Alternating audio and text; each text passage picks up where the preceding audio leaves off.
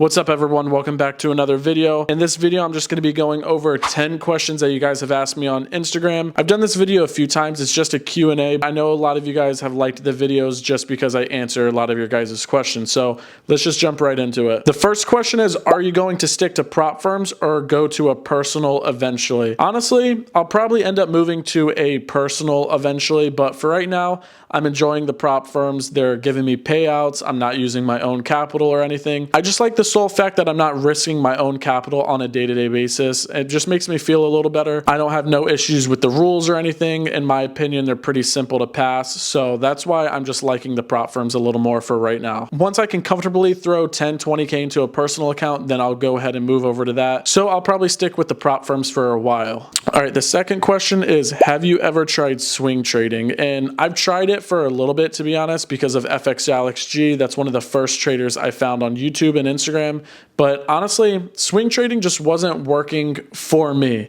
I know it works for other people and stuff, but with my psychology, my mindset, my type of trading and all that, I just found out swing trading wasn't for me. Scalp/day trading was definitely the best fit for me. So if it works for you, cool, but swing trading just did not work for me. All right, the third question is, what is your current win rate? My current win rate's sitting at 78%. I'll go ahead and put it on the screen right here.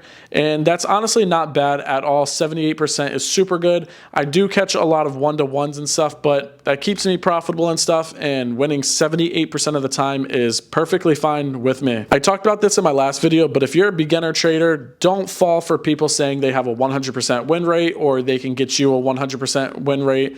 That's just not realistic at all. So make sure you do your own research. A 78% win rate is not bad at all. The fourth question, what strategy did you trade before supply and demand? The strategy I traded before supply and demand was support and resistance, and I traded that for a while, probably like a year and a half. And honestly, that was a solid strategy. I was seeing small results from it, but it was not the results I wanted to see. So after trading support and resistance for a year and a half, I figured, well, I've used this long enough, but I'm not getting the exact results I want to see. So let me switch it up a little bit. And then that's when I found supply and demand, and I've been trading supply and demand ever since. And I will not change my strategy at all. I love supply and demand. Support and resistance was a good strategy though. I mean, I was getting wins, all that type of stuff, but it wasn't that strategy that like fully clicked with me. So that's why I made the move over to supply and demand.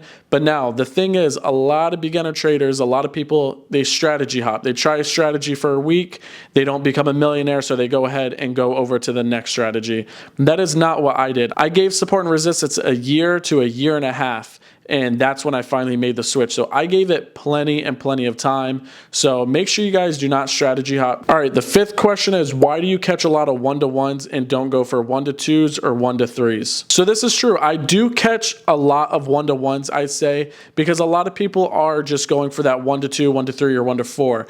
Now, I do catch a good amount of 1-to-2, 1-to-3, 1-to-4s. Last week, I had one trade for the whole entire week, and that was a 1-to-4. That's it. So I do catch other trades, but to be honest with you guys, I just close a lot of my trades at a 1-to-1, or that's when I start trimming. And a lot of times if I trim at a 1-to-1 and I'm trying to let the other contracts run to different take profits, sometimes it'll just go back to break even. So I'll only end the day with a 1-to-1. So I catch all trades from 1-to-1 to 1-to-4s. And with my higher win rate being like 78%, 80%, all that, I'm fine with catching those 1-to-1s and they're not going to hurt me. One thing I just will not do is I will not let my losers be bigger than my winners. That's why I will close out a 1-to-1, but I will never let my losers be bigger than my winners. That's what keeps me profitable. So there's nothing wrong with 1-to-1s. There's a lot of people out there that are like, oh, if you're catching 1-to-1s, you're not even a good trader. You need to be catching at least 1-to-2s, 1-to-3s.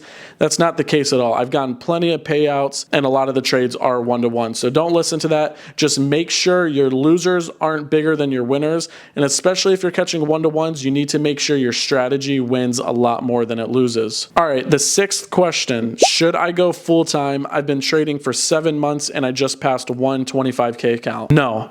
Do not go full time right now. If you just passed your first account and that's only a 25K account, that is not enough to go full-time trading. Now, to go full-time trading, it depends on what your monthly expenses are, how much you have in your bank account, all that type of stuff. So you need to make sure your finances are set, and that's something you only know. I cannot see. With one 25K account, you're most likely not going to make enough to pay rent, pay a car note, have money for groceries, have extra spending money, all that. And then plus it's like if you go full time, you lose that account. Now you have no income coming in. So I would not go full-time at all with one 25K account. And especially I would not go full-time with only 7 months of trading history.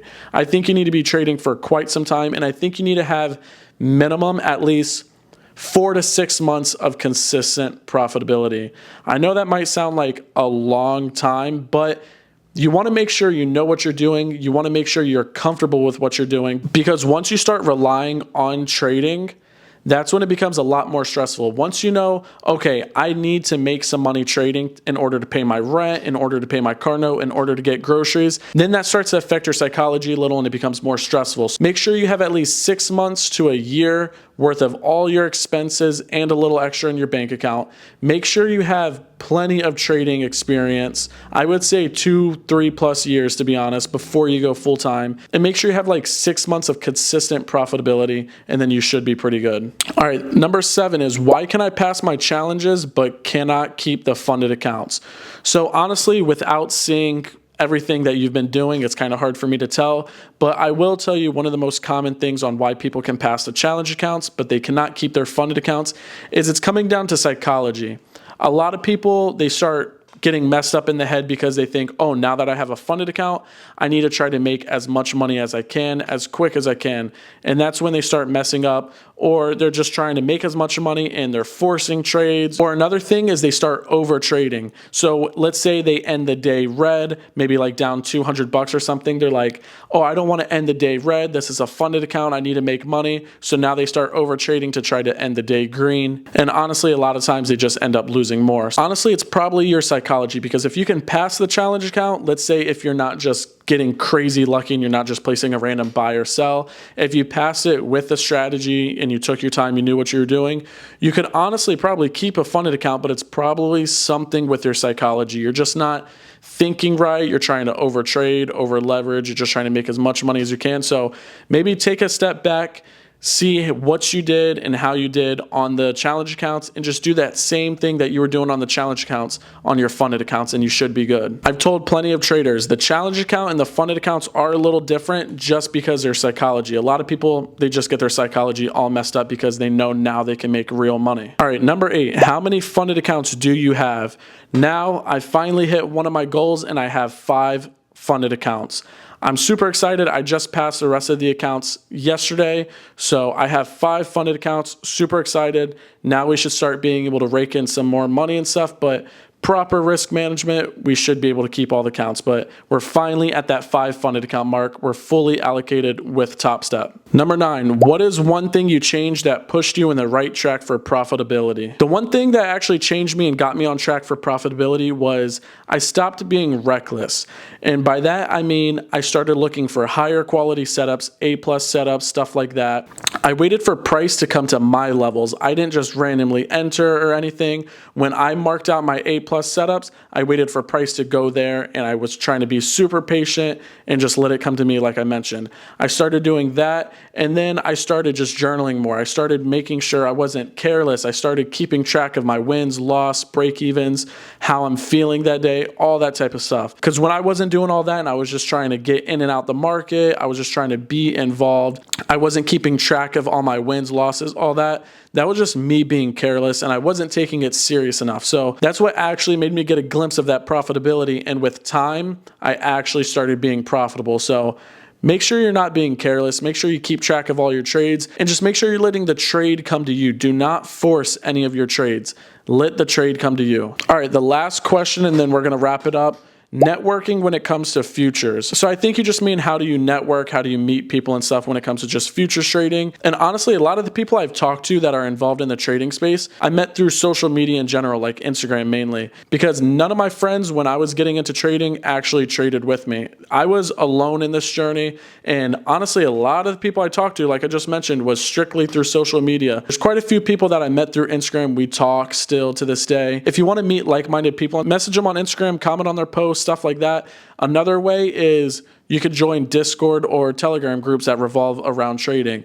There's a lot of like-minded people in those groups. So if you're trying to network with other people that trade futures, join a futures Discord or Telegram and just start texting in there, and I'm sure you'll be able to meet some people. That's a really good way. Social media, Discord, Telegram, all that type of stuff. All right, guys, that's going to wrap up the video. I just wanted to do like a 10-question Q&A for you guys. I didn't want to keep it too long or anything. Like one of the questions asked, how many funded accounts I have. Currently have 5 funded accounts. It's been a long journey, but now we finally have the 5, and that was definitely a goal for me. So I'm super, super proud of myself that we finally hit that, and we're just going to keep on grinding. We're going to have bigger and more consistent payouts now, so I'm super excited, and I'm not going to give up. This is just the beginning.